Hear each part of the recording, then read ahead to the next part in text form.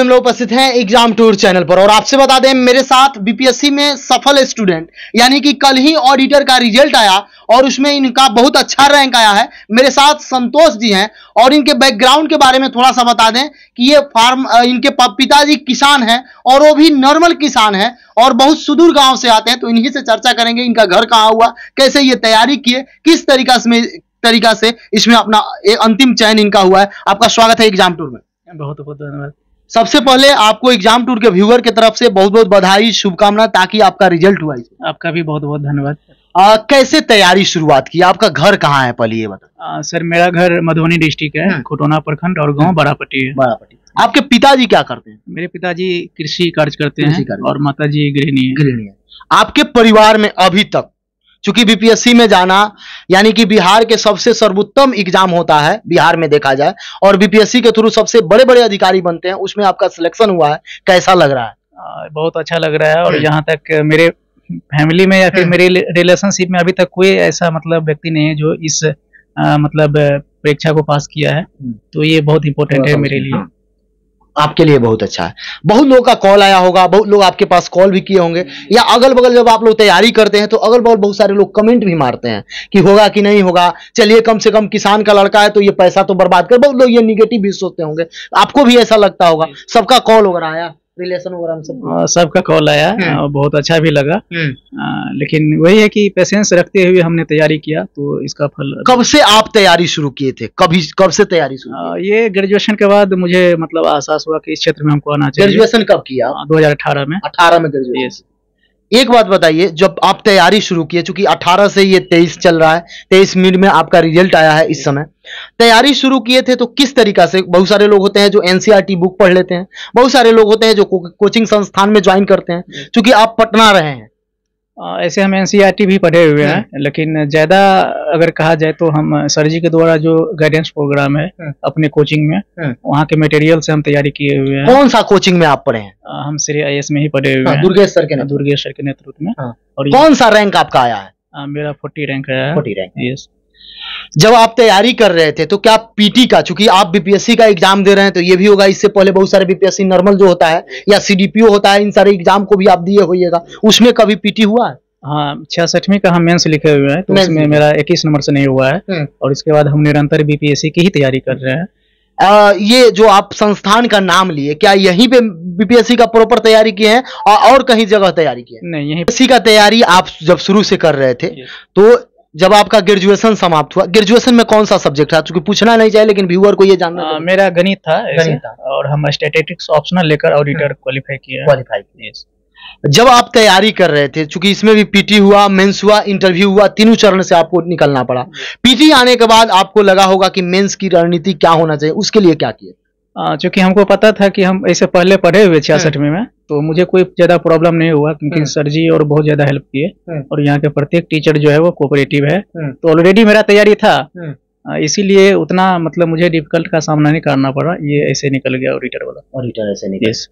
अभी आप देख रहे हैं 69 है, समय भी बहुत कम है यदि देखा जाए तो, और अभी आज भी चल रहा है, यानी 24 से 26 तक जब हम आपका इंटरव्यू ले रहे हैं तो टीचर का एग्जाम चल रहा है और इस टीचर एग्जाम में देखा जा रहा है तो शिक्षक भर्ती में बहुत सारा प्रश्न पूछा जा रहा है बीपीएससी के द्वारा जो कोई उम्मीद नहीं कर सकता है।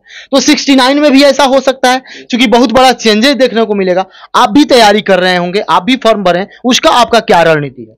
मुझे लगता है कि जब से अतुल प्रसाद सर चेयरमैन बने तब से वहाँ पर में एक मतलब क्रांतिकारी परिवर्तन कहा जा सकता है और इसका फायदा स्टूडेंट को ये हुआ है कि स्टूडेंट जो है वो नए नए चीजों से अवगत होते हुए और जितने भी टॉपिक उनको दिया जा रहा है उनका सही से अगर अध्ययन करे तो मुझे लगता है कि सफलता प्राप्त करना कोई मतलब कठिनाई नहीं है, कोई भी क्वालिफाई कर सकता है।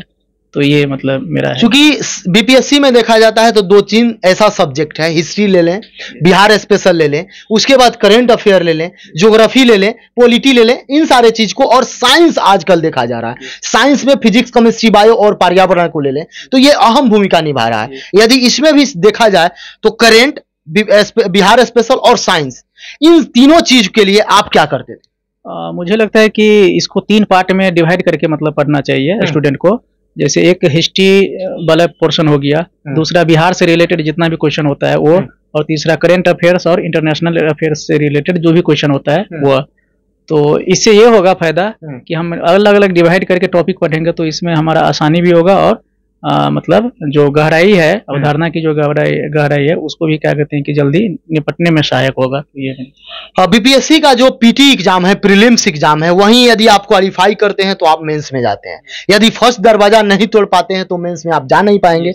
और इसमें भी देखा जा रहा है इतना भीड़ हो गया है, सीट भी कम है इस बार, बहुत कम समय भी है। तो इस समय करंट अफेयर को लेकर आप कैसे रिवाइज करते थे? कोई नोट्स वगैरह बनाकर या संस्थान के द्वारा आपको बताया जाता है? हम ऐसे अपना पर्सनली नोट्स बनाते थे, लेकिन सर जी यहाँ से जो भी मतलब गाइड करते थे कि कैसे क्या करना है करंट अफेयर्स में, और किस प्रकार के मतलब अवधारणात्मक जो क्वेश्चंस होता है वो किस प्रकार पूछे जाएंगे, तो उसके आधार पर सर जी बताते थे, तो हम मतलब अपना तैयार करते थे। ऐसे पर्सनली मेरा अपना नोट्स भी हुआ करता था। तो इसके साथ साइंस रिवीजन करने के लिए, चूंकि 3 पेपर है इसमें, आप पर्यावरण भी जुट जा रहा है तो 4 पेपर हो जा रहे हैं, इसको रिवीजन करने के लिए कम समय में आप क्या करते थे? हम जो है कम समय में जो बेसिक साइंस की क्वेश्चंस है और प्रीवियस ईयर में जो भी क्वेश्चन पूछा गया है बीपीएससी के द्वारा, चाहे किसी भी एग्जाम में, हम केवल उसका रिवीजन करते थे, और बाकी मतलब एक लूसेंट है उसका अध्ययन करते थे, बाकी साइंस के लिए और ज्यादा कुछ नहीं किया मैंने। बहुत सारे लोग बोलते हैं कि लूसेंट से अब काम नहीं चलेगा, लेकिन क्या एक बेसिक बुक के तौर पर लूसेंट भी अभी सही है? नहीं, मैंने केवल साइंस वाले लूसेंट को पढ़ा था, बाकी इस लूसेंट में कुछ गलतियां हैं जिसको मुझे लगता है कि प्रेजेंट टाइप के सिनारियो के अकॉर्डिंग वह मतलब प्रासंगिक नहीं है, इसीलिए उसके स्थान पर अगर कोई दूसरा बुक अगर अवेलेबल है तो उसको अध्ययन करना चाहिए स्टूडेंट को। एक बात बताइए, जब समय कम होता है और प्रीलिम्स का एग्जाम होता है, चूंकि ऑब्जेक्टिव नेचर का होता है, इसमें निकालने के लिए सेट प्रैक्टिस बहुत जरूरी होता है और टाइम मैनेजमेंट करना भी बहुत जरूरी होता है। इसके लिए आप कैसे सेट लगाते थे? क्या डेली सेट लगाते थे या वीकली सेट लगाते थे या अल्टरनेट करके? आपका क्या रणनीति? मेरा मतलब 2 प्रकार का रणनीति था। एक तो पहला हम इसी कोचिंग में जो मतलब मॉक टेस्ट होता है वहां पर मतलब डेली पार्टिसिपेट करते थे, और दूसरा अपने जैसे फ्रेंड हो गया तो वहां पर एक्सचेंज करके हम अपना जो क्वेश्चन का डिस्कशन है वो करते थे ऑनलाइन तरीका से। तो वो मेरा 2 तरीका था। यदि आपसे मैं बुक पूछूं सेट प्रैक्टिस के लिए कोई प्रकाशन का जो आप बनाते थे, या ये अभ्यर्थी को क्या प्रीफर कीजिएगा? ऐसे मैंने किसी मतलब बाजार से नहीं खरीदा, क्योंकि बाजार में बहुत सारे ऐसे मटेरियल है जो मुझे लगता है कि कुछ उसमें अनावश्यक तथ्य भी शामिल होते हैं, इसीलिए मैंने केवल कोचिंग का जो भी मतलब मटेरियल था उसको फॉलो किया, और जो यूट्यूब पर पढ़ के अलग अलग चैनल पर जो हमको मतलब ज्यादा अच्छा लगा उसको हम क्या कहते हैं कि अडॉप्ट करके अपना पढ़े। बता सकते हैं यूट्यूब चैनल का नाम? यूट्यूब चैनल का मतलब करेंट अफेयर्स के लिए एक जो है शायद क्रैक एग्जाम करके, मुझे याद नहीं आ रहा है। हाँ, वो उसका फॉलो किया, बाकी अपना पेपर से, न्यूज पेपर से और यहाँ पर कोचिंग वाले मटेरियल से। हाँ, चूंकि पेटी भी हो जाता है, मेंस भी हो जाता है, बहुत सारे ऐसे अभ्यर्थी होते हैं और मेंस में कम नंबर भी आता है लोगों को। आंसर राइटिंग के लिए आप क्या करते थे? आंसर राइटिंग के लिए यहाँ पर मॉक टेस्ट लगातार चलते ही रहता है, तो मैं उसका केवल मतलब फॉलो किया, तो वो मेरा अति हो गया। बहुत अभ्यर्थी इंटरव्यू में डरते हैं। इंटरव्यू जो होता है वो केवल पर्सनालिटी टेस्ट होता है, उसमें आपके क्या क्वालिफिकेशन है, कैसे है, इन सारे चीज से मैक्सिमम मतलब नहीं होता है। यदि आपका पर्सनालिटी सही है तो आपका रिजल्ट होता है। इंटरव्यू की तैयारी आप कैसे की? इंटरव्यू की तैयारी भी हम यहीं पर किए, और जो सर जी के द्वारा बताए गए थे, सर जी ऐसे क्लास लिए हुए थे इंटरव्यू से पहले, तो उनको हम फॉलो किए और मॉक इंटरव्यू ज्यादा से ज्यादा यहीं पर दिए। तो ये मेरा मतलब स्ट्रेटेजी था, और ज्यादा मतलब इंटरव्यू में कुछ होता नहीं। आपसे इंटरव्यू में क्या पूछा गया था, याद है? मेरे में याद है, करंट अफेयर्स का मतलब क्वेश्चन याद है। जैसे पहला क्वेश्चन पूछा गया था कि आप 2018 के बाद क्या कर रहे हैं। मतलब ये हमेशा अभ्यर्थी भी प्रश्न पूछते हैं, संयोग से आपसे भी पूछा गया। गैपिंग जो होता है उससे प्रश्न बनते हैं। तो मेरे में गैपिंग ज्यादा नहीं था, क्योंकि ये जो वैकेंसी है वो 2020 में आया था और मेरा 2018 में मतलब कंप्लीट हुआ है, तो मेरा भी पूछ लिया गया। क्या जवाब दिए उसका? जवाब हम ये दिए कि निरंतर हम बीपीएससी की तैयारी कर रहे हैं और इस क्रम में मैंने 66वीं का बीपीएससी मेंस दिया है। तो सर मतलब नहीं कुछ बोले। इसके बाद कुछ और भी क्वेश्चन पूछे करंट अफेयर से, जैसे पहला क्वेश्चन इसके बाद पूछे कि हंगर इंडेक्स क्या होता है, तो सूचकांक से आया। हाँ, और भारत का उसमें वर्तमान टाइम में मतलब रैंक क्या है, तो वो हो गया। इसके बाद मेरा स्टैटिस्टिक्स है, तो वहां पर डाटा एक टॉपिक है, तो डाटा से मतलब डिफिनेशन पूछा, और डिजिटल इकोनॉमी में, भारत के डिजिटल इकोनॉमी में डाटा का क्या मतलब इम्पोर्टेंस है वो हमसे पूछा गया, तो हम उसका जवाब दे दिए। इसके बाद ब्लॉकचेन टेक्नोलॉजी पूछा गया, इसके बाद आर्टिफिशियल इंटेलिजेंस पूछा गया, और प्रेजेंट टाइम में जो मतलब ज़्यादा चर्चा में है जैसे चैट जीपीटी, उसके बारे में मेरे से पूछा गया तो हम बता दिए उसका। जो अभ्यर्थी 69 की तैयारी कर रहे हैं, समय कम है, उनको आप क्या संदेश दीजिएगा?